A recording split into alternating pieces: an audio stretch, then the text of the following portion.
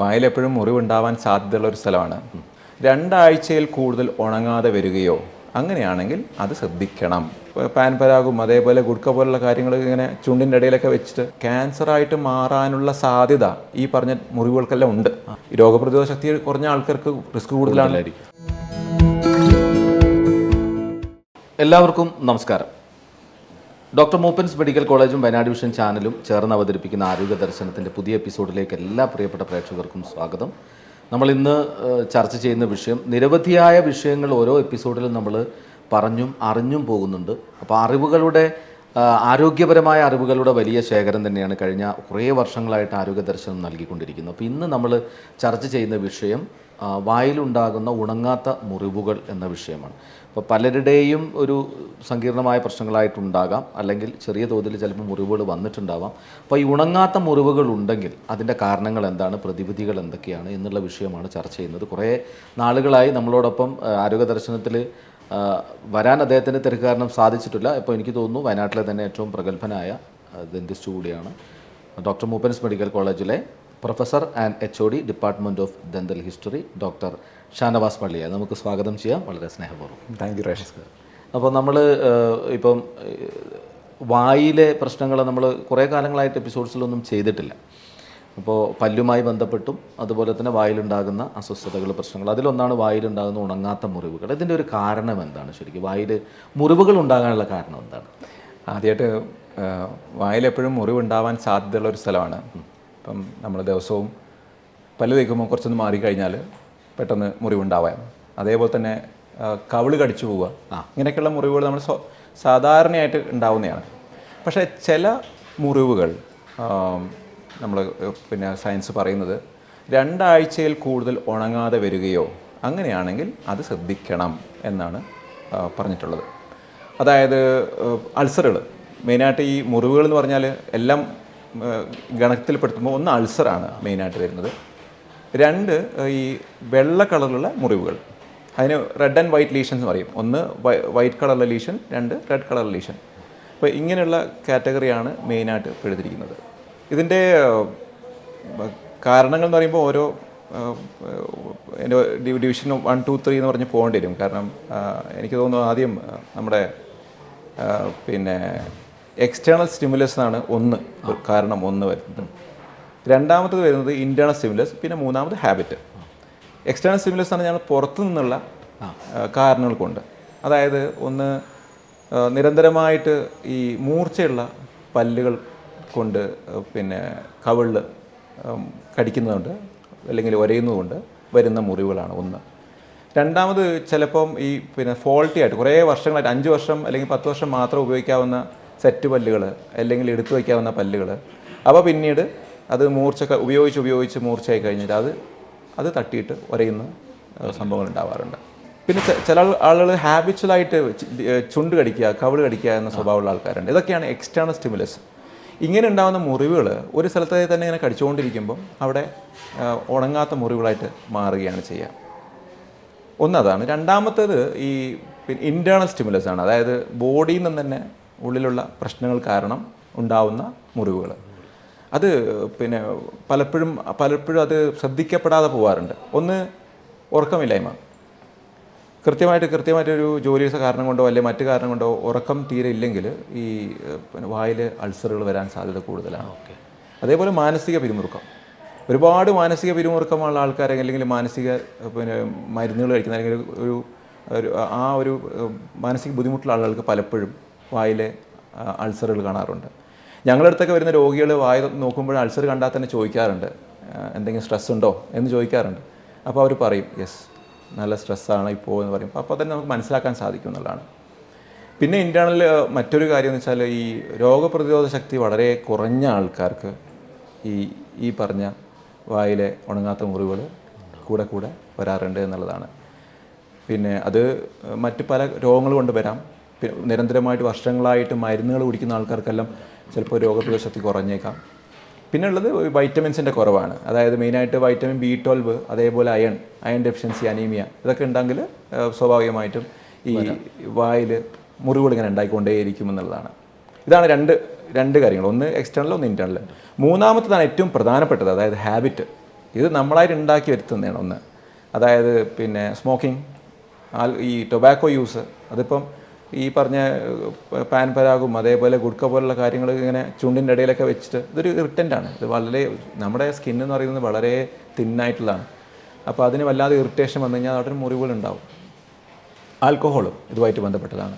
ഈ അടുത്ത് പിന്നെ ജേർണൽസ് എല്ലാം സ്പൈസസിനെ കുറിച്ച് പറയുന്നുണ്ട്. എക്സസീവ് ആയിട്ട് വളരെ സ്പൈസ് യൂസ് ചെയ്യുന്നതുകൊണ്ടും ഇതേപോലുള്ള മുറിവ് വരാൻ സാധ്യത ഉണ്ടാവും എന്നുള്ളതാണ്. അപ്പോൾ ഈ കാരണങ്ങളാണ് മൂന്നാമത്തെ എക്സ്റ്റേണൽ, ഇൻറ്റേർണൽ, പിന്നെ ഹാബിറ്റുകൾ.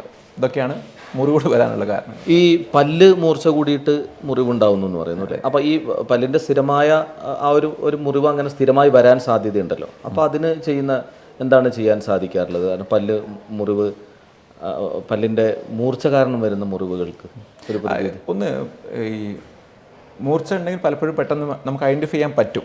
കാരണം നാക്ക് തട്ടിയിട്ടും കവിൾ തട്ടിയിട്ടും അയാൾക്ക് അങ്ങനെ സംസാരിക്കാൻ പോലും കഴിയില്ല. സ്വാഭാവികമായിട്ടും പെട്ടെന്ന് ഡെൻറ്റിസ്റ്റിൻ്റെ അടുത്തേക്ക് പോയിട്ട് ഡെൻറ്റിസ്റ്റ് ചെന്ന ഉടനെ തന്നെ അത് ഷാർപ്പ് റെഡ്യൂസ് ചെയ്യും. പക്ഷേ ഇവിടെ അതല്ല പ്രോബ്ലം. പലപ്പോഴും ഈ കുറച്ച് മാനസിക ബുദ്ധിമുട്ടുള്ള ആൾക്കാർ, ഈ പറയാൻ പ്രയാസമുള്ള ആൾക്കാർ, കിടപ്പ് രോഗികൾ, ഇവിടെയാണ് കൂടുതൽ ഞങ്ങൾ പ്രോബ്ലം കണ്ടിട്ടുള്ളത്. അവർക്ക് ചിലപ്പം പറയാൻ അറിയില്ലായിരിക്കും ഇങ്ങനെ ഒരു മൂർച്ചയുള്ളത് ഉണ്ട് എന്നുള്ളത് പറയാം. അപ്പോൾ അത് ഉരസിയിട്ട് ഇത് 1-2 ദിവസം കൊണ്ടുണ്ടാവുന്നല്ല, ആഴ്ചകളോളം മാസങ്ങളോളം ഒരേ സ്ഥലങ്ങളിൽ നിന്ന് ഇങ്ങനെ ഒരഞ്ഞുണ്ടായിട്ട് അവസാനം ആ ഏരിയ ഒരു പിന്നെ ഉണങ്ങാത്ത മുറിവായി മാറി. മറ്റ് പല പ്രശ്നങ്ങളും പിന്നെ ഞാൻ ഇതിനടുത്ത് എടുത്തു പറയേണ്ട ഒരു കാര്യം, ഉണങ്ങാത്ത മുറിവുകളും ക്യാൻസറും തമ്മിലുള്ളൊരു ബന്ധമാണ്.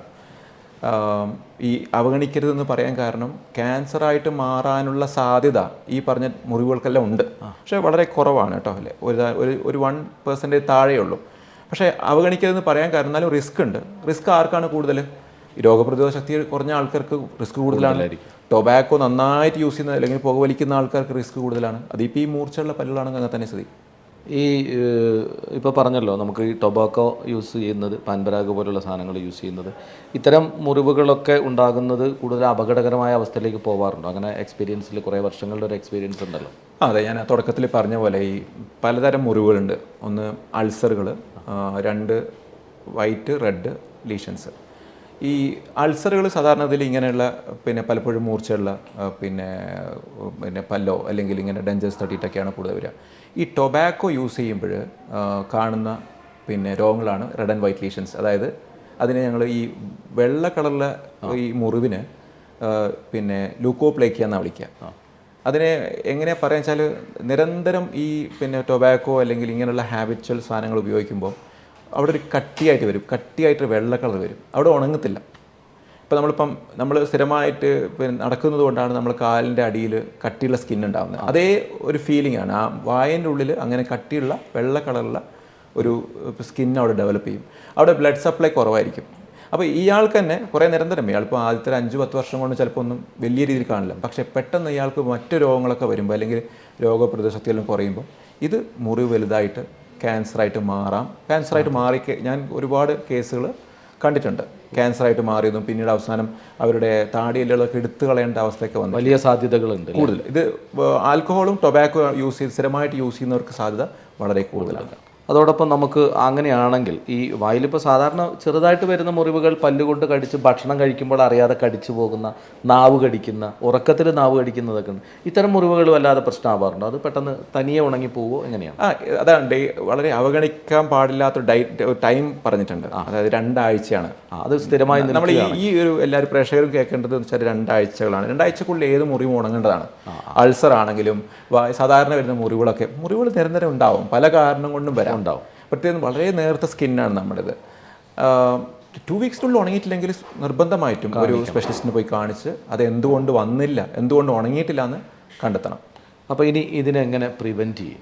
അത് ഒന്ന് നമ്മൾ നേരത്തെ പറഞ്ഞ പോലെ ഈ എക്സ്റ്റേണൽ സ്റ്റിമുലസ്, അതായത് പിന്നെ മൂർച്ചയുള്ള പല്ലുകളെ കുറിച്ച് പറഞ്ഞായിരുന്നല്ലോ, ഡെൻറ്റിസ്റ്റിൻ്റെ അടുത്ത് ഇടയ്ക്ക് പോയി കാണിക്കുന്നത് വളരെ നല്ലതാണ്. അതായത് 6 മാസത്തിലൊരിക്കൽ അല്ലെങ്കിൽ വർഷത്തിലൊരിക്കൽ ഡെൻറ്റിസ്റ്റിനകത്ത് കാണുമ്പോൾ ഈ പറഞ്ഞ പ്രധാനപ്പെട്ട ഒരു കാര്യമാണ് പല്ല് എന്ന് പറയുന്നത്. അതെ, പല്ലിപ്പം ഈ ഒന്നാമത് ഈ പറഞ്ഞ റെഡ് ആൻഡ് വൈറ്റ് ലീഷൻസ്, അൾസറിന് പിന്നെയും വേദന ഉണ്ടാവാറുണ്ട്. ഈ പിന്നെ ലൂക്കോപ്ലേക്കിയ അല്ലെങ്കിൽ എറിത്രോപ്ലേക്കിയ എന്ന് പറഞ്ഞ അസുഖങ്ങൾക്കൊന്നും വേദന ഉണ്ടാവില്ല. അപ്പം പലപ്പോഴും ആളുകൾ ആ ഭാഗത്തേക്കൊന്നും ചിന്തിക്കില്ല.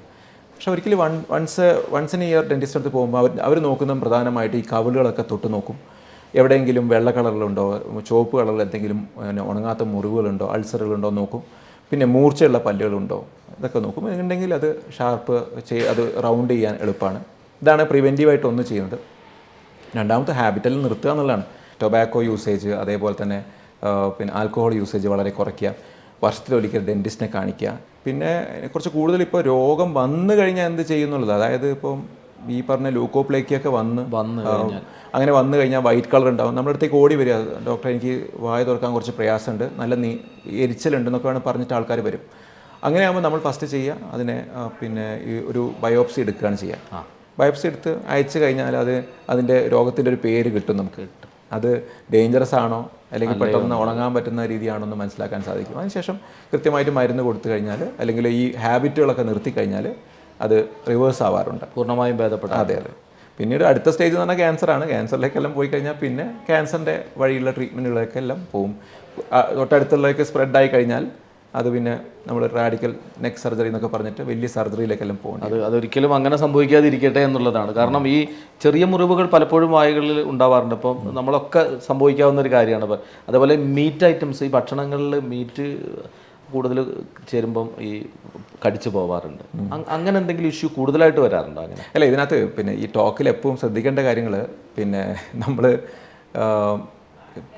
തൽക്കാലത്തേക്ക് ഉണ്ടാകുന്ന മുറിവുകളൊന്നും വലിയ പ്രശ്നങ്ങളില്ല. അല്ല, ഇത് എപ്പോഴും നിരന്തരമായിട്ടുള്ള, അതായത് ഈ ക്രോണിക് ഇറിറ്റേഷൻ അതിന് വാക്ക് ഉപയോഗിക്കുക. അതായത് ഇപ്പം റാഷിദിൻ്റെ കയ്യിൽ ഞാനൊരു ആണി കൊണ്ടൊന്ന് കുത്തുന്നു, അവിടെ ഒരു മുറിവുണ്ടായി. പക്ഷേ അതേ മുറിവിൽ നമ്മൾ ഡെയിലി എല്ലാ സമയത്തും ഓരോ 10 മിനിറ്റ് കൂടുമ്പോൾ ഞാൻ ഉരച്ചുകൊണ്ടെന്ന് എങ്ങനെ ഉണ്ടാവും? അവിടെ ശരീരത്തിന് ഉണങ്ങാൻ പറ്റുന്നില്ല, സെല്ലുകൾ തിരിച്ച് വരാൻ സാധിക്കുന്നില്ല. അപ്പോൾ അത് അവസാനം അത് പിന്നെ കീഴടങ്ങിയിട്ട് ഇനി പറ്റില്ല, അവിടെ എനിക്ക് പുതിയ ഒരു ഉണങ്ങാൻ സാധിക്കാത്തത് കൊണ്ട് അവിടെ ഒരു ബ്ലഡ് സപ്ലൈ ഒന്നും ഇല്ലാത്ത ഒരു ഡെഡ് സെൽസ് മാത്രം ഉണ്ടായിക്കോട്ടെ എന്ന രീതി തീരുമാനമെടുക്കും. അങ്ങനെയാണ്, അതുകൊണ്ടാണ് ഒരു വൈറ്റ് കളറുള്ള സെല്ലുകൾ അവിടെ വരുന്നത്. അപ്പോൾ ഈ വായിലും അങ്ങനെ തന്നെയാണ്. ഇതൊക്കെ ഇറിറ്റേഷനാണ്. നമ്മളിപ്പോൾ ഈ പറഞ്ഞ ടൊബാക്കോ, ഹൈ ലെവൽ ചൂടുള്ള ഈ പറഞ്ഞ ടോക്സിക് ആയിട്ടുള്ള മെറ്റീരിയൽ വായിൽ പോകുമ്പോൾ സ്വാഭാവികമായും ഇറിറ്റേഷനാണ്. ഈ മൂർച്ചയുള്ള പല്ലുകൾ ഇറിറ്റേഷനാണ്. പിന്നെ ഫോൾട്ടി ആയിട്ടുള്ള ഈ പിന്നെ ഡെഞ്ചേഴ്സ് ഉപയോഗിക്കുന്ന ഇറിറ്റേഷനാണ്. ഇത് നിരന്തരം കാലങ്ങളോളം പിന്നെ ഈ വായിലെ നേർത്ത സ്കിന്നിനെ നമ്മൾ വരഞ്ഞ് അത് അവസാനം ഉണങ്ങാത്ത മുറിവുകളായിട്ട് മാറാം, പരിഹരിക്കാൻ കഴിയാത്ത വിഷയങ്ങളായിട്ട്. അല്ലാതെ ഇടയ്ക്കൊരു കടി വരുന്നതോ അല്ലെങ്കിൽ ചെറിയ ബ്രഷ് കൊണ്ട് കൊട്ടുന്നതോ അതൊന്നും കുഴപ്പമില്ല. ഈ നിര തെറ്റിയ പല്ലുകളൊക്കെ ഉള്ള ആളുകൾ കൂടുതലുണ്ടല്ലോ, അവർക്ക് ഇഷ്യൂ കൂടുതലുണ്ടാവാൻ സാധ്യതയുണ്ടോ? കാരണം അതിങ്ങനെ ഒരഞ്ഞൊരഞ്ഞ് പ്രശ്നം ഉണ്ടാക്കാൻ. നിര തെറ്റിയ ആൾക്കാർക്ക് ഉണ്ടെങ്കിലും അത് ബോഡി എപ്പോഴും അഡ്ജസ്റ്റ് ചെയ്യും. കാരണം അതിനനുസരിച്ച് തന്നെയാണ് കടികളൊക്കെ വരിക. പക്ഷേ പറഞ്ഞാൽ ഒരു പോയിന്റ് എന്ന് വെച്ചാൽ ഇടയ്ക്കിടയ്ക്ക് അറിയാതെ കവിള് കടിച്ചു പോകുന്ന കുറേ പേരുണ്ട്. അവരൊക്കെ നമ്മുടെ അടുത്തേക്ക് വരുമ്പോൾ അതിൻ്റെ റീസൺ കണ്ടെത്തും. ഈ നിരതെറ്റിയ പല്ലുകളായതുകൊണ്ട് അതിന് കമ്പിയിട്ട് ശരിയാക്കാൻ പറ്റുമെങ്കിൽ നമ്മൾ ശരിയാക്കാറുണ്ട്. അല്ലെങ്കിൽ ഒരു പല്ല് മാറി വന്നിട്ട് കവിളിൽ കുത്തുന്നുണ്ടെങ്കിൽ ആ പല്ലങ്ങ് എടുത്തു കളഞ്ഞാൽ ശരിയാക്കാറുണ്ട്. അങ്ങനെയൊക്കെ ഇപ്പോൾ കൂടുതൽ ആധുനിക സൗകര്യങ്ങളൊക്കെ വന്നു അല്ലേ? അതെ, എല്ലാത്തിനും വളരെ പരിമിതമായ ട്രീറ്റ്മെൻറ്റ് മാത്രം മതിയാവും. വളരെ ഭംഗിയുള്ള പല്ലുകളൊക്കെ ആയിട്ട് ഡോക്ടറെ പോലെ തന്നെ. അപ്പോൾ ഏതായാലും വളരെ വലിയ അറിവുകളാണ് നമുക്ക് ഈ ഒരു എപ്പിസോഡിൽ ഡോക്ടർ നൽകിയിട്ടുള്ളത്. അപ്പോൾ ഏറ്റവും കൂടുതൽ ശ്രദ്ധിക്കേണ്ടത് നമ്മുടെ ഇതിൽ എനിക്ക് പ്രധാനമായി മനസ്സിലായ പോയിന്റ് 2 ആഴ്ചയൊക്കെ നീണ്ടു നിൽക്കുന്ന ഉണങ്ങാത്ത പോയിന്റ് മാത്രമാണ് ഈ മൊത്തം ടോക്കിൽ നിങ്ങൾ ഇതായി ശ്രദ്ധിക്കേണ്ടത്. 2 ആഴ്ച കൂടുതൽ ഉണങ്ങാത്ത മുറിവുകളുണ്ടെങ്കിൽ നിർബന്ധമായിട്ടും അവഗണിക്കരുത്, സ്പെഷ്യലിസ്റ്റിനെ കാണിക്കണം. പിന്നെ ടൊബാക്കോ തുടങ്ങിയ ഐറ്റംസ് എല്ലാം ഒഴിവാക്കുക. കാരണം തുടക്കത്തിലാവില്ല അതിൻ്റെ പ്രോബ്ലംസ് ഉണ്ടാകുക, വളരെ വർഷങ്ങൾക്ക് ശേഷമാവാം. അതെ. അതുപോലെ വൈറ്റ് റെഡ് കളറിലുള്ള മാറ്റങ്ങൾ വായിലുണ്ടാകുമ്പോൾ തീർച്ചയായും ഒരു ഡോക്ടറുടെ സേവനം നിർബന്ധമാണ്. അപ്പോൾ ഏതായാലും ഇന്നത്തെ നമ്മുടെ ഈ ടോപ്പിക്കിൽ വളരെ വിശദമായ മറ്റൊരറിവാണ് നമുക്ക് നൽകിയത്. നമ്മുടെ പല്ലുമായി ബന്ധപ്പെട്ട, വായുമായി ബന്ധപ്പെട്ട ഒരു വിവരശേഖരം തന്നെയായിരുന്നു എന്ന് തന്നെ നമുക്ക് പറയാം. ഏതായാലും അതുമായി ബന്ധപ്പെട്ട് നമ്മളോടൊപ്പം പങ്കെടുത്ത ഡോക്ടർ ഷാനവാസ് പള്ളിയാൽ, അദ്ദേഹം ഡോക്ടർ മൂപ്പൻസ് മെഡിക്കൽ കോളേജിലെ professor and HOD department of dental history. ഒരുപാട് സന്തോഷം. അടുത്ത എപ്പിസോഡിൽ നമുക്ക് മറ്റൊരു ഡോക്ടറുമായി കാണാം. ഷാനവാസ് ഡോക്ടർക്ക് ഒരുപാട് നന്ദി. Thank you.